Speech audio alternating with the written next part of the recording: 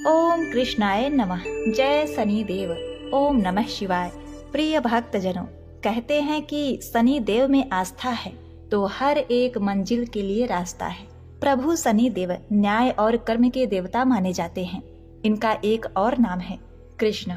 भगवान शनि देव के आराध्य श्री कृष्ण जी हैं और कृष्ण भगवान ने शनि देव से प्रसन्न होकर अपने नाम पर इनका नाम कृष्ण रखा और कहा, जो भक्त ओम कृष्णाय नमः मंत्र का जाप करेगा उन्हें शनि देव के साथ साथ भगवान श्री कृष्ण की भी कृपा प्राप्त होगी। श्री कृष्ण भगवान को पूजने वाले शनि देव के कृपा के पात्र बनेंगे। तो प्रिय भक्तों, आज मैं सुना रही हूँ शनि देव और ब्राह्मण की कथा, साथ ही हम एक और दुर्लभ चमत्कारी कथा का भी श्रवण करेंगे कि कैसे ओम कृष्णाय नमः मंत्र का जाप करने वाले भक्त का शनि देव ने कल्याण किया। जो भी भक्तगण आज के दिन इस दुर्लभ रहस्यमयी कथा का श्रवण करते हैं उन्हें मन चाहे फल की प्राप्ति होती है। उन्हें शनि देव की दशा 7.5 ढैया नहीं सताती। तो प्रिय भक्तगणों, भगवान शनि देव की कृपा प्राप्त करने के लिए आप सभी भक्तगण प्राचीन पौराणिक कथा को बड़े श्रद्धा और प्रसन्न चित्त मन से श्रवण करें। किसी गांव में एक बहुत ही विद्वान ब्राह्मण रहा करता था। एक दिन रात्रि में उसने सपने में देखा कि एक नीला वस्त्र पहने हुए बहुत ही दिव्य पुरुष उसे कह रहा है कि हे ब्राह्मण देवता, मैं तुझे लगूंगा। अब देखिए, यह सपना उस ब्राह्मण को रोज दिखाई देता। इससे वह परेशान हो गया और दुबला पतला होने लगा। उसका स्वास्थ्य बहुत ही गिरने लगा। एक दिन उसकी पत्नी ने कहा, देखिए जी, मैं आपको कितना अच्छे से खिलाती पिलाती हूँ, मेवा मिश्री खिलाती हूँ, दूध मलाई खिलाती हूँ, अच्छा भोजन आहार पकाकर खिलाती हूँ, फिर भी आप इतने दुबले पतले क्यों होते जा रहे हैं? इसका क्या कारण है? प्रिय भक्तों, उस ब्राह्मण ने अपनी पत्नी से अपना सारा हाल बताया कि मेरे सपने में एक नीले कपड़े पहने हुए बहुत ही दिव्य पुरुष आते हैं। वे मुझे कहते हैं कि हे ब्राह्मण, मैं तुम्हें लगूंगा। अब यही सोचकर मुझे भूख प्यास नहीं लगती, मैं दुबला हो जा रहा हूँ। तब ब्राह्मणी ने कहा, हे पतिदेव, मुझे लगता है कि आपको शनि भगवान दर्शन देते हैं। आपके ऊपर शनि की दशा शुरू होने वाली है, इसीलिए आपको वे सचेत करते हैं। अवश्य ही वे शनि महाराज हैं। अब की बार जब दिखेंगे तो आप उनसे कहिएगा कि आप मुझे सिर्फ 1.25 पहर ही लगिए। प्रिय भक्तगणों, उसी दिन जब रात्रि होती है तो ब्राह्मण फिर से सोता है और उसके सपने में शनि भगवान दर्शन देते हैं और कहते हैं, हे ब्राह्मण, आज मैं तुम्हें लगूंगा। तब ब्राह्मण ने कहा, हे भगवान, यदि आप लगना ही चाहते हैं तो लग जाइए, लेकिन ये बताइए भगवान, आप कितने दिनों के लिए लगोगे? तब शनि देव ने कहा, हे ब्राह्मण, तुम्हारे ऊपर 7.5 शुरू होने वाली है, मैं तुम पर 7.5 साल के लिए लगूंगा। तब ब्राह्मण ने कहा, क्षमा करो भगवान, इतना भारी तो मुझसे झेला नहीं जाएगा, 7.5 साल बहुत है भगवान। तब शनि देव बोले, अच्छा, 5 वर्ष के लिए लगूंगा। तब ब्राह्मण ने कहा, शनि महाराज, ये भी मेरे लिए ज्यादा है। शनि भगवान बोले, तो ठीक है, 2.5 साल का लग जाऊं। ब्राह्मण ने फिर मना कर दिया। तब शनि देव कहने लगे, 1.25 पहर का लगूंगा तो ठीक रहेगा। प्रिय भक्तों, उसे 1.25 पहर की शनि की दशा लग गई। ब्राह्मण ने नींद से उठते ही अपनी पत्नी से कहा, देखो, मेरे 1.25 पहर की शनि की दशा लगी है, सो मैं जंगल जाकर समय बिताऊंगा। तुम मेरे खाने पीने का सारा सामान बांध दो और मेरे पीछे किसी से लड़ना मत, घर में बैठी रहना, बच्चों को भी कहीं मत जाने देना और इस 1.25 पहर में किसी को गाली भी मत सुनाना। ऐसा कहकर ब्राह्मण अपने घर से जंगल की ओर चल दिया। जंगल में ब्राह्मण एक पीपल के पेड़ के नीचे बैठ गया और हनुमान जी का पाठ करने लगा। 1 पहर बीत गया तो ब्राह्मण ने सोचा, बाकी का समय तो रास्ते में ही बीत जाएगा, सो वह वहां से चल दिया। और रास्ते में चलते हुए उसे एक सब्जी मंडी दिखाई दी। उसने सब्जी मंडी में से एक बड़ा सा कद्दू खरीद लिया। कद्दू खरीद के अपने चादर में लपेट करके वहां से चल देता है। तभी रास्ते में शनि महाराज एक साधु का भेष बदलकर उसके पास आते हैं और कहते हैं, तुम्हारे चादर में क्या है? ब्राह्मण ने कहा, हे साधु महाराज, मेरे इस चादर में तो कद्दू है। साधु ने कहा, अच्छा कद्दू है तो दिखाओ।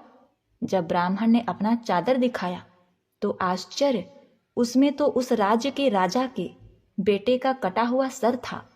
यह देखते ही साधु महाराज, जो कि शनिदेव थे, उस ब्राह्मण को लेकर राज दरबार में पहुंच गए और राजा से कहने लगे, महाराज ये देखिए, ये दुष्ट दुराचारी आपके पुत्र का हत्या करके उसके सर को काट के अपने चादर में लेकर घूम रहा था, इसे आप दंड दीजिए।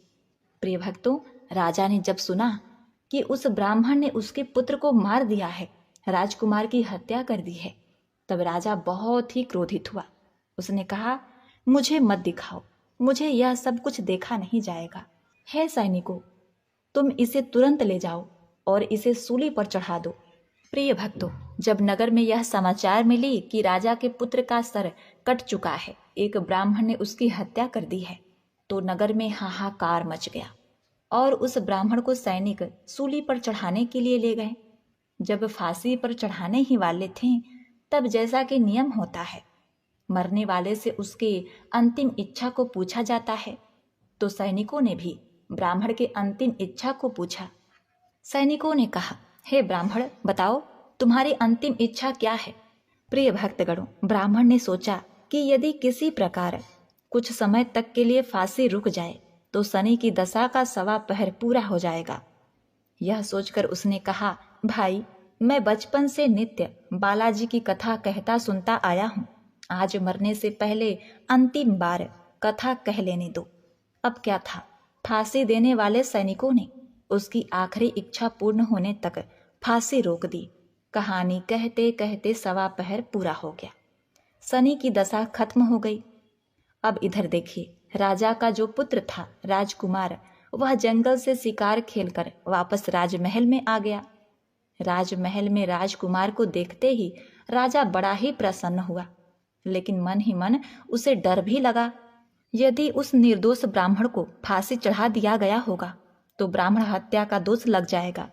अब क्या था, राजा ने 2 घुड़सवार को जल्दी से फांसी घर की तरफ दौड़ाया और ब्राह्मण को आदर सहित दरबार में आने का हुक्म दिया। ब्राह्मण राज दरबार में उपस्थित हुआ तो राजा ने क्षमा याचना मांगते हुए कहा कि आपके बगल में जो चादर है उसे खोलकर दिखाओ। राजा के आज्ञा के अनुसार ब्राह्मण ने चादर खोली तो उसमें कद्दू था। राजा ने ब्राह्मण को बहुत सा धन दिया और पूछा, हे ब्राह्मण देवता, मुझे यह समझ में नहीं आया, इस सब के पीछे क्या रहस्य है? ये सब क्यों हुआ? आखिर ये सब था क्या? तब ब्राह्मण ने कहा, हे महाराज, मुझे 1.25 पहर की शनि की दशा लगी थी, इसीलिए यह सब कुछ हुआ। राजा ने कहा, हे ब्राह्मण देव, शनि की दशा किस प्रकार टलती है? ब्राह्मण ने कहा, हे राजन, यदि राजा या सेठ को यह दशा लगती है तो काला हाथी या काला घोड़ा दान करना चाहिए। गरीब को शनि की दशा लगती है तो पीपल की पूजा करें और बोले, साचा शनिचर कहिए, जाके पांव सदा ही पड़िए। शनि की कहानी सुने, तिल तेल और काला उड़द आदि का दान दें। काले कुत्ते को तेल चुपड़ी रोटी खिलाएं तो शनि की दशा उतर जाएगी। अब देखिए, राजा ने उस ब्राह्मण को कद्दू वापस कर दिया। अब घर आकर ब्राह्मण ने कद्दू अपनी पत्नी को दिया। जब उसकी पत्नी ने सब्जी बनाने के लिए उस कद्दू को काटा तो उसके बीजों की जगह हीरे मोती निकलने लगे। ब्राह्मणी ने पूछा, हे पतिदेव, ये सब क्या है? इसमें से हीरे मोती कैसे निकल रहे हैं? इसे कहाँ से लाए हैं आप? तब ब्राह्मण ने कहा, हे प्रिय, जब शनि की दशा लगी थी तो ये कद्दू कुंवर का सर बन गया था, और जब दशा उतरी है तो शनि जी ने कैसे निहाल कर दिया, हमें माला माल कर दिया। हे शनि देवता, जैसे ब्राह्मण को शनि की दशा लगी वैसे किसी को शनि की दशा न लगे। जैसे ब्राह्मण को धन दौलत मिला वैसे सबको धन दौलत मिले। कथा कहानी कहते सुनते हुंकार भरते सबको मिले। शनि देव ने ध्याऊं, मन इच्छित फल पाऊं। जय शनि देव, हे शनि देव, जय शनि देव। ओम नमः शिवाय। प्रिय भक्तगणों, अब आइए श्रवण करते हैं भगवान शनि देव की दूसरी कथा, यह कथा सुनने से भक्तों को मनवांछित फल की प्राप्ति होती है। नर्मदा नदी के किनारे एक गांव में बहुत ही बड़े साहूकार का परिवार निवास करता था। साहूकार की मृत्यु हो चुकी थी। घर में साहूकारनी तथा उसके 2 बेटे, एक बड़ी बहू थी। साहूकारनी का छोटा बेटा मानसिक रोग से ग्रस्त था। उसकी मानसिक स्थिति ठीक नहीं थी। साहूकारनी की बड़ी बहू तारा को विवाह के कई वर्ष बीत गए थे, पर अभी तक उसे संतान नहीं हुई थी। तारा को सदैव यही भय रहता था कि कहीं उसके पति संतान पाने के लिए दूसरा विवाह न कर लें। यदि उसके पति ने दूसरा विवाह कर लिया तो उसे सौतन का दुख सहना पड़ेगा। प्रिय भक्तजनों, इसी डर से तारा ने एक योजना बनाई और उसने अपने घर में काम करने वाली नौकरानी चंदा से अपने देवर चंदन का विवाह कराने के लिए अपनी सास साहूकारनी तथा अपने पति को मना लिया। चंदा स्वभाव से बड़ी ही दयालु तथा कृष्ण भक्त थी। वह बचपन से ही उसी साहूकारनी के घर काम करती थी। उसका अपना कोई नहीं था। अब चंदा का विवाह मानसिक रोगी चंदन से करा दिया गया। कुछ साल बाद चंदा ने एक सुंदर पुत्र को जन्म भी दिया, किंतु चंदा की जेठानी तारा ने चंदा का बच्चा छीन लिया और उसे घर से धक्के मारकर बाहर निकाल दिया। और तारा ने अपने पति को भी अपने पक्ष में कर लिया। प्रिय भक्तगणों, बेचारा चंदन तो मानसिक रोगी था, वह कर भी क्या सकता था, और वह साहूकारनी चाहकर भी कुछ न कर सकी। प्रिय भक्तगणों, दरअसल ये तो तारा की चाल थी। उसने तो कभी चंदा को अपनी देवरानी माना ही नहीं। वह तो सिर्फ चंदा से उसका बच्चा लेना चाहती थी ताकि उसे पाल पोस कर अपना नाम दे सके। अब देखिए, चंदा के बार बार रोने गिड़गिड़ाने पर भी तारा नहीं मानी और उसे उस गांव से ही निकाल दिया। अब चंदा गांव गांव भटकने लगी। भटकते भटकते वह कृष्ण जी के एक पुराने मंदिर में पहुंच गई। वहीं पर उसने प्रभु से न्याय की गुहार लगाई। वह अपना सर भगवान की चौखट पर पटकने लगी तथा लगातार ओम कृष्णाय नमः मंत्र का जाप भी करती रही। प्रिय भक्तों, उस स्त्री की करुण पुकार न्याय के देवता शनि देव ने सुनी तथा भगवान श्री कृष्ण के आदेश से तुरंत चंदा के पास उपस्थित हो गए और साधारण मनुष्य का रूप धारण करके उसे अपने आप को कष्ट ना पहुंचाने के लिए कहा और कहा कि हे बहन, तुम भगवान श्री कृष्ण पर विश्वास रखो और ओम कृष्णाय नमः मंत्र का जाप करती रहो। तुम्हारा अवश्य ही कल्याण होगा। तुम्हें जो भी दुख है सब भगवान श्री कृष्ण हर लेंगे और शनिदेव की कृपा से तुम्हारा मंगल होगा। यह सुनकर चंदा भगवान श्री कृष्ण के आराधना में लग जाती है। शनिदेव का ध्यान करते हुए ओम कृष्णाय नमः मंत्र का जाप करने लगी। अब शनिदेव एक साधु का भेष बदलकर साहूकारनी के घर पहुंच गए और अलख निरंजन का अलख जगाने लगे। तब घर से बाहर साहूकारनी निकली और उसने भिक्षा देकर उन्हें प्रणाम किया। तब साधु रूपी शनिदेव ने कहा, हे देवी, मैंने सुना है आपके घर में कोई मानसिक रोगी है। मैंने 7 सालों से हिमालय के जंगलों में भटकते हुए बहुत ही दुर्लभ जड़ी बूटी इकट्ठी की है जो हर प्रकार के रोगों को समाप्त कर देती है। यदि आप कहें तो मैं आपके घर के मरीज को ठीक कर सकता हूँ। प्रिय भक्तों, उस साहूकारनी ने कहा, हे महात्मन, अहो भाग्य जो आप यहाँ पधारें। हाँ महाराज जी, मेरा छोटा बेटा जो कि दिमागी रूप से बीमार है, आप उसे ठीक कर दीजिए। आप जो चाहेंगे मैं वो आपको दूंगी। आइए, घर के अंदर आइए। साहूकारनी ने अपने बेटे चंदन को साधु महाराज को दिखाया, जो अब चंदा के चले जाने से बहुत ही दुखी था। साधु महाराज ने अपने कमंडल से जल निकालकर उसे अभिमंत्रित करके चंदन को पीने के लिए दिया। उस जल को पीते ही चंदन बिल्कुल ठीक हो गया और साधु महाराज ने तारा को भी बहुत समझाया कि वह चंदा का बच्चा उसे वापस कर दे और अपनी गलती को स्वीकार कर ले, किंतु नहीं मानी। वह तो उल्टे ही साधु महाराज को ही डांटने लगी, यहाँ तक कि चंदन के ठीक होने से उससे ईर्ष्या करने लगी।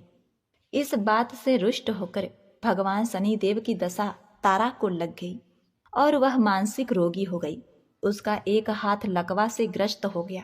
साधु महात्मा के बताए अनुसार चंदन अपनी पत्नी चंदा को घर ले आया और अपनी पत्नी, बच्चे और माँ के साथ हंसी खुशी जीवन व्यतीत करने लगा।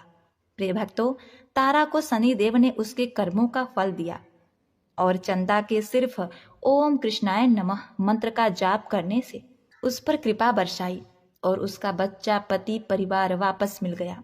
उसका पति स्वस्थ हो गया। जय शनिदेव, जय जय शनिदेव, ओम नमः शिवाय। प्रिय भक्तगणों, कथा को समाप्त करने से पहले बहुत ही महत्वपूर्ण जानकारी के विषय में। 7.5 क्या होती है, इससे लोग क्यों डरते हैं?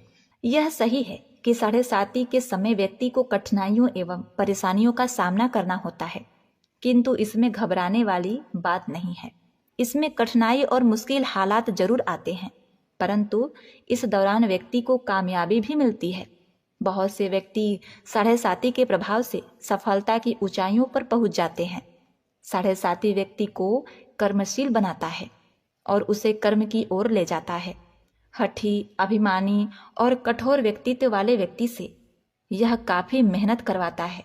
7.5 के 3 चरण होते हैं। 7.5 का पहला चरण नजदीकी रिश्तेदारों और जातक को प्रभावित करता है।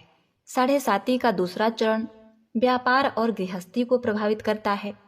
7.5 का तीसरा चरण बच्चों, परिवार और स्वास्थ्य को प्रभावित करता है। भगवान शनिदेव न्याय के देवता हैं। यह कभी भी किसी को ऐसे ही दंड नहीं देते। यदि दंड देते हैं तो उसे उसके साथ बहुत ही बड़ी शिक्षा भी देते हैं। जैसे एक माता अपने पुत्र के गलती पर उसे दंड देती है उसकी भलाई के लिए, उसे सही मार्ग पर जाने के लिए, ठीक वैसे ही शनिदेव कर्म और न्याय के पथ पर चलने के लिए मनुष्य को दंड देते हैं, ताकि वह डर कर आगे ऐसा कार्य न करे और अपने जीवन को सरल और सार्थक बनाए। भगवान शनिदेव तो न्याय की मूर्ति हैं। इनकी पूजा तथा भक्ति करके व्यक्ति धन दौलत से संपन्न हो जाता है, सफलता के नई ऊंचाइयों को छूता है, जीवन में तरक्की करता है, घर में सुख समृद्धि वैभव का आगमन होता है, व्यक्ति का जीवन सुखमय हो जाता है। भगवान शनिदेव को प्रसन्न करने के लिए शनिवार के दिन पीपल के पेड़ के नीचे शाम को दिया अवश्य ही जलाएं और कुत्ते को तेल से चुपड़ी रोटी खिलाएं। शनिवार को जल में तिल डालकर पीपल को जल चढ़ाएं। इससे शनिदेव अत्यंत ही प्रसन्न होते हैं। और महामंत्र ओम कृष्णाय नमः मंत्र का जाप भी करें। जय शनिदेव, जय जय शनिदेव।